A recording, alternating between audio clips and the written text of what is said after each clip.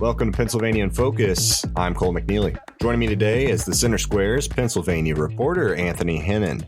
Anthony, this week put out a story on a story that has been ongoing for a couple weeks now. Gambling expansion, skill games potentially being regulated in the state of Pennsylvania. We're going to start off with probably the most basic question if somebody doesn't know the background knowledge of this story. When we say skill games, what are skill games? Yeah, so broadly, first of all, skill games operate in this sort of gray legal area where they're not regulated as a gambling machine. They're not regulated as a gambling machine because they look like slot machines. They're generally posted up in, veterans halls, bars, restaurants, truck stops. But the thing is, when you're playing them, there's it's not just a game of chance. You can have an effect on the outcome by how you're hitting these buttons, that sort of thing. So they differ they look similar to slot machines, but they don't operate the same as slot machines. The problem here, because they're operating in a gray area, it's sort of a back and forth of how legal are they? And we've had past instances where the state police have confiscated these games. But now, essentially, you have Senator Gene Yaw is pushing some proposed legislation to bring these under, a gambling law in Pennsylvania.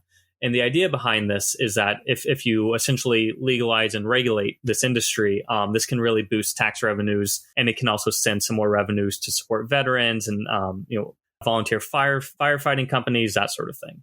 And really what this comes down to, which is what you just said, is it's money, right? It's tax revenue on the governmental side. Now, on the flip side, a lot of organizations that use these skill games, they rely on this for supplemental revenue.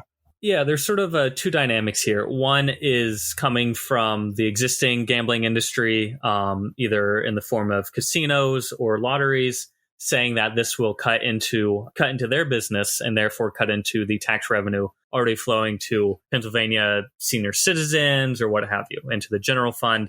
Supporters are arguing that this could bring in up $200 million to $300 million a year in new tax revenue. The problem with that, it's hard to say how much that would really equate to. When we're looking at other states that already have these machines, you can look at Virginia, you can look at Georgia. Virginia, during the pandemic, had a 1-year legalization of skill games, and they ended up bringing in about $129 million in tax revenue from about 9,000 machines with an effective tax rate on them of 26%. Georgia has also seen a decent amount of money coming in from there. The difference with the experiences in Virginia and in Georgia is that generally they don't have as many gambling options as Pennsylvania does. So they're not competing necessarily against horse racing, against casinos, against sports betting. So it's a little easier to kind of focus that in. Virginia said if they would legalize these machines and if they would grow from 9,000 to 14,000 machines, they could see more than $200 million in tax revenue. And in rural Virginia, it could be significant. Some counties saw as much as 2.3% of their county tax revenues coming from these machines alone. So in some rural areas, it could really make a difference. The problem in Pennsylvania is really figuring out how much money this would actually bring in, and also whether this would take away some revenue we are already getting through other forms of gambling.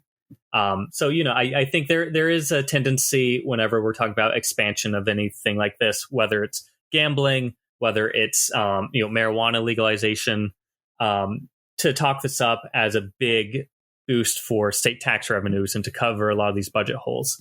Where it gets tricky here is that doesn't work for everything. And I think if the General Assembly is really concerned with boosting tax revenues or making sure they're funding things, there's other ways to do it. It's not out of the question that getting more regulation on these skill games and getting them into a rational, clear system here could boost some tax revenues. It's just not clear how high that ceiling is and whether it will pull from other sources. Listeners can keep up with this story and more at thecentersquare.com. For Anthony Hennon, I'm Cole McNeely. Please subscribe and thanks for listening.